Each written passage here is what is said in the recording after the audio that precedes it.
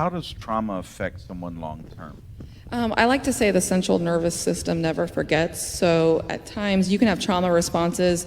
So you may be in, like for me, if I'm in a situation where something, I want to say the word trigger, I know that's another word that gets used a lot, but something triggers a thought from my past or something, because people think, oh, flashbacks, you like must see. No, like sometimes your body can just feel, it's like the emotion you felt in the moment of your trauma overwhelms you in the moment you're in, and you have to kind of come down and be like, I'm safe, I'm not in that moment anymore. But that's the central nervous system remembers. So a lot of these victims of abuse, their nervous system has to be trained, almost retrained, to work properly, and because it's repressed emotions and they manifest. Sometimes people lash out. You know, you might see somebody in traffic that's super angry, but maybe they're lashing out from something that happened to them some other place. A lot of times it's not about you, you know. And another thing they do a lot of times is disassociate. So I used to say this all the time. I'm like, I feel like sometimes I'm watching myself from out of my own body. Like, you know, when you drive and you get there and you're like, I don't know how I got there.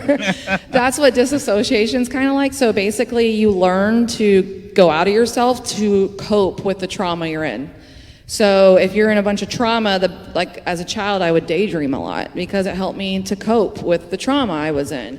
Because trauma is generational. So when I say that, a lot of times when you see abusers or drug addicts or any kind of trauma, it's generational. Poverty is generational. So you'll see the dad or the mom, and then the dad or the child, and then that child has a kid, and that child. So we have to break the generational curses. There you go. So that, you know what? I have 3 boys, okay? They never were physically abused, but they saw a lot. I fight for them.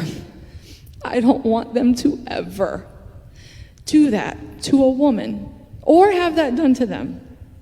So I stand in the gap for them, for my 3 boys, because they're going to be different. I proclaim that they will not be the same.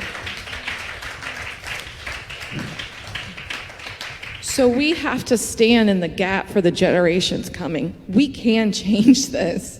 It takes one person. If it takes one person, I will light that flame. It takes one person to light a flame.